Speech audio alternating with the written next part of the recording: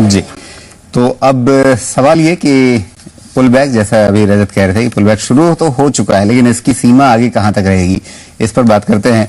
एक तो जहां तक संस्थागत खरीद बिक्री का आंकड़ा रहा, बिल्कुल ही ठंडा दिन कहा जा सकता है उनके खरीद बिक्री के लिहाज से, क्योंकि एफआईआई ने सिर्फ 37 करोड़ रुपए की शुद्ध खरीदारी की है और उसके मुकाबले अगर डीआई को देखें तो उन्होंने भी 58 करोड़ रुपए की बड़ी हल्की सी शुद्ध खरीदारी की है। दोनों ही खेमे खरीदार रहे, ये गनीमत है, लेकिन बहुत ही छोटी, बहुत ही हल्की खरीदारी उनकी ओर से। अब देखें जानकार क्या मान रहे हैं अगले दिन के लिए, अगले 1-2 हफ्तों के लिए। पहली राय सलील शर्मा की, partnership Kapoor Sharma and company के। इनका मानना है कि बाजार में अगले दिन बढ़त रहेगी, लेकिन बढ़त हल्की होगी, मामूली होगी, बहुत ज्यादा उम्मीद नहीं करें। ऊपर की ओर 56-35 तक, अब जो मौजूदा स्तर है वहां से आप बहुत ज्यादा नहीं, लेकिन फिर भी जो ये दायरा है वहां से मौजूदा स्तर से 40 अंक तक की बढ़त हो सकती है। नीचे की ओर जो सहारा है 55-10 पर है। 2 हफ्ते की बात करें तो बाजार की दिशा फिलहाल अभी सलील नीचे ही मान रहे हैं, यानी जो एक अभी उछाल हमें 2 दिनों से दिखी है वो उछाल ज्यादा शायद न टिक पाए, और फिलहाल 56-50 पार कर पाना निफ्टी के लिए आसान नहीं होगा। 56-50 के आसपास की है अगर हम बात करें तो वहां पे रेजिस्टेंस मिलेंगे सिंपल मूविंग एवरेज के स्तरों से, जो लंबी अवधि की मूविंग एवरेज है वहां पे। अगर नीचे की ओर लक्ष्य देखें, नीचे जो मान रहे हैं सलील, उनका कहना है कि 5400 तक निफ्टी को एक बार जाना चाहिए। वहां तक क्या एक लक्ष्य ध्यान में है, उस पर नजर रखें। आईटी अगले दिन के लिए बेहतर, इन्फोसिस के नतीजों का दिन है, उसके हिसाब से शायद ये मानकर चल रहे हैं। दूसरी तरफ धातु क्षेत्र में कमजोरी की संभावना सलील मान रहे हैं अगले दिन। श्रीकांत शेट्टी निवेश सलाहकार, इनका मानना है कि बाजार अगले दिन ऊपर रहेगा। दायरा जो दिया है उन्होंने 55-50 से 56-50 का, 100 अंक का दायरा मोटे तौर पे। 2 हफ्ते के लिहाज से हालांकि इतनी स्पष्ट दिशा नहीं देख रहे हैं और बाजार में उतार चढ़ाव का दौर रहेगा। 5500 नीचे की ओर और ऊपर की ओर 56-50, तो 150 अंक का दायरा इन 2 हफ्तों में नजर आ सकता है। तेल गैस, बैंकिंग, फार्मा अगले दिन के लिए बेहतर रह सकते हैं और धातु क्षेत्र, ऑटो क्षेत्र, इन दोनों पे दबाव रहेगा। आईटी पे कोई राय नहीं। नितिन मुरारका एसएमसी ग्लोबल के, इनके हिसाब से बाजार अगले दिन कमजोर रहेगा। तो सलील जी ने कहा हल्की बढ़त, श्रीकांत मान रहे हैं मोटे तौर पर बढ़त, नितिन कह रहे हैं कि बाजार अगले दिन कमजोर रह सकता है। 2 दिन बढ़ गया, अब वापस पलटेगा। नीचे की ओर 5500, ऊपर की ओर 56-50, 150 अंक का दायरा है और इस दायरे में अगले दिन निफ्टी रह सकता है, लेकिन दिशा नीचे, और 2 हफ्ते के लिहाज से भी अभी कमजोरी बाकी है। और यहाँ पर उनकी राय सलील जी से मेल खाती है। 5400 का लक्ष्य नीचे की ओर अभी एक अधूरे, एक बाकी लक्ष्य की तरह से शायद मान रहे हैं। ऊपर की ओर 56-50 पार करना मुश्किल होगा, ये मानना है नितिन मुरारका का भी। और जहां तक क्षेत्रों की बात है, अगले दिन के लिए बैंकिंग, मेटल, ऑटो, ये ऐसे नाम हैं जो दबाव में रहेंगे। किसी खास क्षेत्र में उन्होंने बढ़त या बाजार से बेहतर प्रदर्शन की संभावना नहीं जताई है। देखिए हमारे आज के मेहमान संजीव अग्रवाल, डायनेमिक्स रिसर्च के, इनका नजरिया क्या बन रहा है।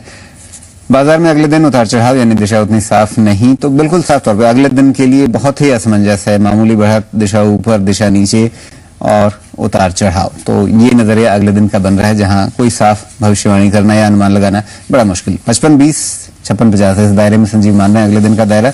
2 हफ्ते की जहां तक बात है, दिशा ऊपर रहेगी 54-50 से लेकर के 58-50 तक। तो यहाँ नजरिया ऊपर का और लक्ष्य 58-50 तक का, तो एक वापस उछाल इसे शायद 58-50 तक ले जा सके, ऐसा नजरिया संजीव अग्रवाल का है। अगले दिन बैंकिंग और रियल्टी में तेजी की उम्मीद, धातु क्षेत्र कमजोर और इन्फोसिस या आईटी शेयरों पर चुप्पी नहीं रहेगी, क्योंकि अभी हम उनसे पूछेंगे इस बात को। लेकिन सबसे पहले संजीव, आपसे हम ये जानना चाहेंगे कि अगले दिन जो आपने उतार चढ़ाव की बात कही है, तो नजरिया क्या बन रहा है, किस तरह का कारोबार होगा। देखिए, पहले तो मैं सारे दर्शकों को गुड़ी पड़वा, नवरात्रि और नववर्ष की शुभकामनाएं देना चाहूंगा कि ये नववर्ष जो है आपके लिए बेहतर न्यूज लेके आया है, अच्छा रहे। शुरुआत तो बेहतर हो गई। शुरुआत तो देखिए, आगाज अच्छा है, तो लेकिन आगे के लिए आपके संकेत अच्छे नहीं रहे हैं। देखिए, अभी तक तो आपने कहते हैं कि I was a Doom share, but अभी मैं ही अकेला ऐसा लग रहा हूं कि जो 5850 को देख रहा है, तो कहना चाहिए कि दर्शकों के लिए कुछ बेहतर न्यूज की तरह काम कर रहा हूं। कॉन्ट्रेरियन है व्यू मेरा। थोड़ा सा ओवरऑल, जैसे मैंने कहा था पहले भी आपको कि 5548 टूटना है, ये लगातार जैसे पिछले 3-4 महीने से मैंने मेंटेन किया था, और 5450 के ऊपर रहना चाहिए। 5450 से लेके 5527 के बीच में एक गैप भी था, और जनरली गैप सपोर्ट प्रोवाइड करते हैं, पहली बार तो कम से कम सपोर्ट प्रोवाइड करते हैं। और जिस ढंग से पैटर्न बना है, काफी सारी उम्मीद है कि हमने जो बॉटम था कल हमने इस बॉटम को देख लिया है। जो पहली ये जो फॉल बनी है 6112 से जो गिरा है वो एक पहला लेग खत्म हो गया है, शायद इसकी उम्मीद है। और अगले 6 दिन के अंदर अगर ये 5750 को क्रॉस कर जाएगा तो तभी ये कंफर्म हो जाएगा कि हमने शॉर्ट टर्म बॉटम बना लिया है। तो उसके लिए अगले 6 दिन के अंदर हमें एक तरह से अगले वीक के अंदर ही 5750 मिलना चाहिए। ओवरऑल मेरे को लगता है ये 5850 जो है वो काफी एक स्लो टेंडेंसी रहनी चाहिए, डिस्पाइट कि पहले 5750 मिल जाए।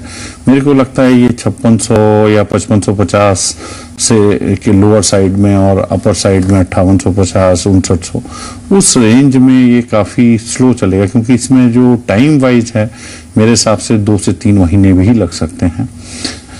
तो ओवरऑल जैसे है बायस पॉजिटिव के संग काफी वोलेटाइल मार्केट रहेगा, मगर डल जैसे कहते हैं एग्जॉस्टेड मार्केट रिकवरी करने की कोशिश कर रहा है मगर चढ़ नहीं पा रहा है। मगर धीरे धीरे ये करके मेरे को लगता है 5850 5900 की तरफ जाना चाहिए।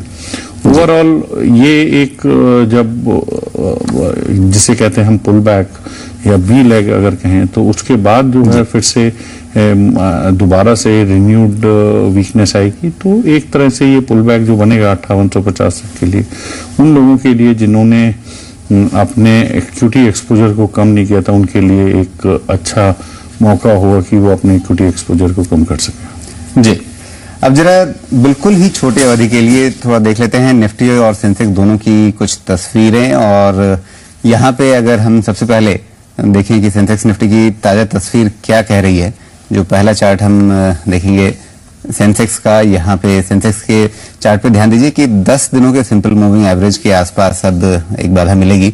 हालांकि ये अगर चार्ट निफ्टी का है, लेकिन बात हो रही है यहाँ पे सेंसेक्स की।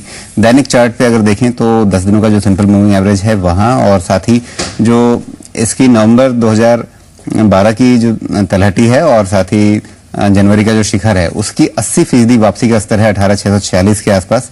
तो वहां अब कहानी जो बन रही है इस 80% वापसी के आसपास बाधा मिलेगी, ऐसे पार कर पाएगा, ये कहानी है। साथ में अगर निफ्टी का चार्ट आप देखें, निफ्टी का जो रुख है उसमें भी 10 दिनों का सिंपल मूविंग एवरेज पार करना इसके लिए अब एक चुनौती है। हालांकि एक बेहतर संकेत जो मिला है कि निफ्टी से ने जनवरी से अभी तक की जो गिरती पट्टी थी उससे भी नीचे फिसलने का जो एक खतरनाक संकेत था उसको नकार करके निफ्टी एवरेज पट्टी के अंदर वापस आ गया है। तो कम से कम इतनी उम्मीद बनती है कि चले ठीक है, निचली रेखा से ऊपरी रेखा तक शायद एक बार को चला जाए।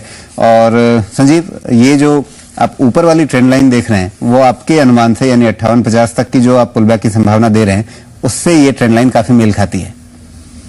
हाँ, देखिए जिस ढंग से अगर हम स्लो बात कर रहे हैं तो मेरे को लगता है कि इस ट्रेंड लाइन को भी धीरे से कई बार ये क्रॉस करेगी।